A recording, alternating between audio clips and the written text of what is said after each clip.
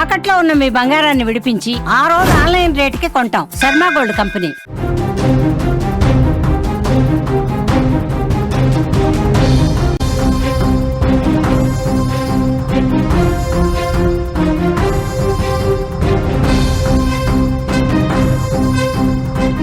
రాఖీ పండుగ అంటే ఆనందం, ఉత్సాహం. కానీ మహబూబాబాద్ జిల్లా కేసముద్రం మండలంలో జరిగిన ఒక విషాద ఘటన అందరి గుండెలను పిండేసింది.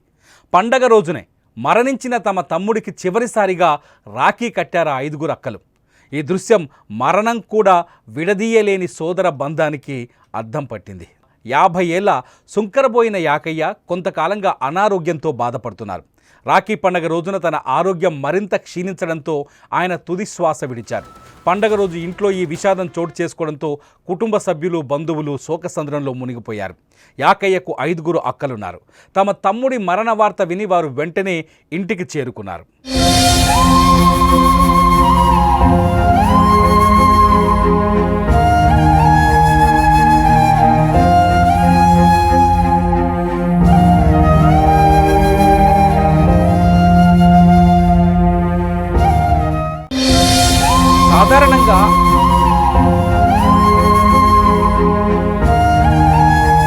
సాధారణంగా ఆనందంగా, ఉత్సాహంగా జరుపుకునే రాఖీ పండగ యాకయ్య మరణంతో ఆ ఇంట్లో కన్నీళ్లను నింపింది. ఆ అక్కలు గుండెలు పగిలేలా రోదిస్తూ తమ్ముడి మృతదేహం ముందు నిలబడ్డారు. ఆనందంతో జరుపుకోవాల్సిన రాఖీ పండగ కన్నీటి వీడుకోలుకు వేడికైంది. ఈ పండుగ రోజునే మమ్మల్ని ఒంటరి చేసి వెళ్ళిపోయావా తమ్ముడు అంటూ ఆ అక్కలు రోదించిన తీరు చూసి అక్కడున్నవారు ఎవ్వరూ కన్నీళ్లు ఆపుకోలేకపోయారు. మరణం కూడా విడదీయలేని సోదర బంధానికి ఈ ఘటన ఒక ఉదాహరణగా నిలిచింది. పండగ రోజున తమ తమ్ముడికి చివరిసారిగా రాఖీ కట్టి తమ ప్రేమను చాటుకున్న అక్కల ఆవేదన అక్కడ ఉన్న ప్రతి ఒక్కరిని కదిలించింది. అంత్యక్రియలకు హాజరైన బంధువులు, గ్రామస్తులు కూడా ఆ దృశ్యం చూసి కన్నీటి పర్యంతమయ్యారు. ఈ హృదయ విదారక ఘటన గురించి మరిన్ని వివరాలను మా ప్రతినిధి మధు అడిగి తెలుసుకుందాం. మధు, అసలు ఏంటి యాకయ్యకి ఏమైంది? సడన్గా రాఖీ పౌర్ణమి రోజే అతను కన్నుమూయాల్సిన పరిస్థితి ఎందుకు వచ్చింది? మహబూబాబాద్ జిల్లా కేసుంద్రం విలేజ్ స్టేషన్ లో ఒక హృదయ విదారక ఘటన చోటు చేసుకుంది. రాఖీ పండుగ రోజునే యాకయ్య అనే వ్యక్తికి మొత్తం 4 అక్కలు, ఒక చెల్లె ఉన్నారు. వీళ్ళకి గత కొన్ని సంవత్సరాల నుంచి రాఖీ పండుగకి ఎంత దూరమైన వ్యయపాసాలు వచ్చి తమ్ముడికి రాఖీ కడదామంటూ ప్రేమానురాగాలకు ప్రతినిధి రాఖీ బంధం, రక్షాబంధన రోజు మాత్రం తమ్ముడికి ఎన్ని కష్టాలున్నా కూడా వచ్చి తమ్ముడికి రాఖీ కట్టడం పరిపాటిగా మారింది వీళ్ళ కుటుంబానికి. తమ్ముడు ఎన్ని బాధలున్నా కూడా మా తమ్ముడికి బాధ తీర్చడానికి మేము ఎంత ఇబ్బందులు పడ కూడా తమ్ముడికి వచ్చి తమ్ముని బాధలు తెలుసుకుని తమ్ముని బాధలు తీరుస్తామని చెప్పేసి అక్కలు మాత్రం చెప్తున్న పరిస్థితి ఉంది. నిన్న రాఖీ పండుగ రోజున కూడా అంటే సురభైన రాఖీకి గత కొంతకాలంగా కూడా అనారోగ్య కారణాల వల్ల ఇంటి వద్ద ఉన్నాడు. తను వ్యవసాయం పనులు చేసుకుంటూ జీవిస్తున్నాడు. తనకు భార్య, 2 కుమారులు, 1 కూతురు ఉన్నారు. అంటే 12 సంవత్సరం జీవితంలో ఒక్కసారిగా యాకయ్యకి అనారోగ్య కారణాలు రావడం వల్ల తను మంచం పడ్డాడు, డయాలసిస్ పేషెంట్ గా ఉన్నాడని తెలుస్తుంది.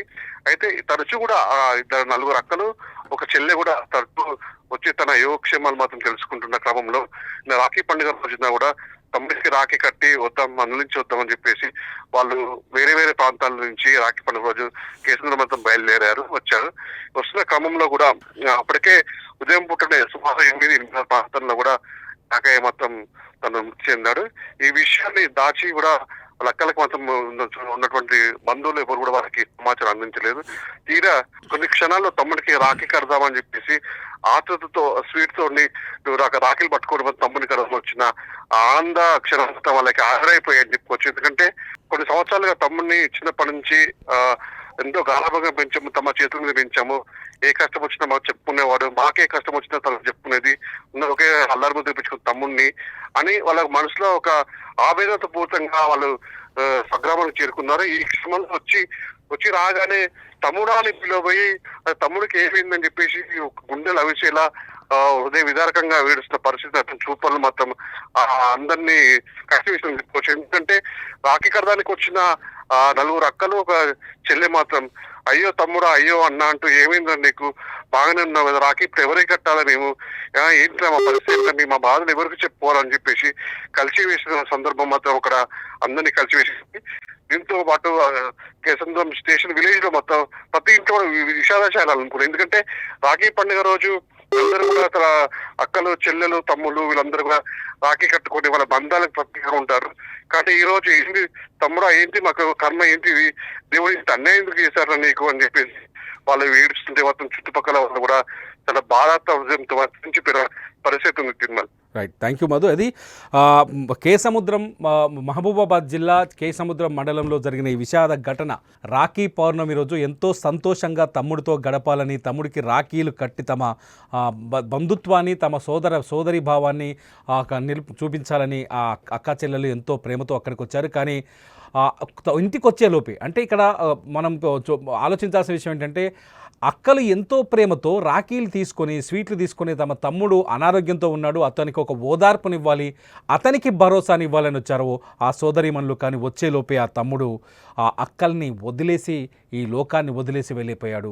రాఖీ పౌర్ణమి రోజు అన్నా చెల్లెలు కానీ సోదర సోదరీల మధ్య ఉండే అనుబంధానికి చిహ్నం రాఖీ పౌర్ణమి రోజు వాళ్ళ మధ్య ఉన్న అనురాగం, అనుబంధం, ప్రేమ చాలా స్పష్టంగా కనిపిస్తుంది. మన ఇళ్లలో కూడా రాఖీ పౌర్ణమి చాలా సంతోషాలు నింపుతుంది. అటువంటి సంతోషాలని నింపాల్సిన రోజున ఊహించని ఈ విషాదం ఆ కుటుంబాన్ని తీరని దుఃఖంలోకి నెట్టింది. ఆ కుటుంబంలో ఒకగానొక తమ్ముడు ఎవరైతే యాకయ్య ఉన్నాడో, యాకయ్యని కోల్పోయి ఆ అక్కలు, అతని చెల్లె, 4 అక్కలు, అతని చెల్లెలు ఏడుస్తున్న తీరు నిజంగా అందరినీ కన్నీరు పెట్టిస్తోంది.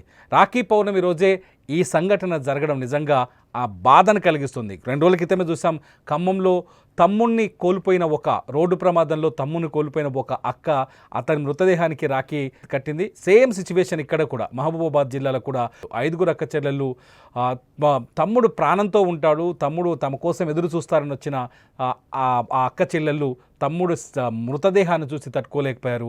అతని మృతదేహానికి, అతని చేతికి, మరణించిన తర్వాత అతని చేతికి రాఖీలు కట్టి కన్నీటి నివాళి అర్పించారు.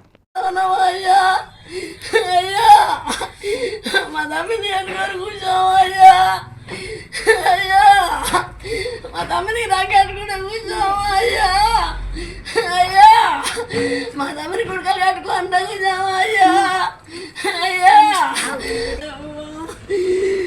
తమ్ముడా తమ్ముడా, ఓ తమ్ముడా, ఏం కార్యం చేసుకున్నా తమ్ముడా.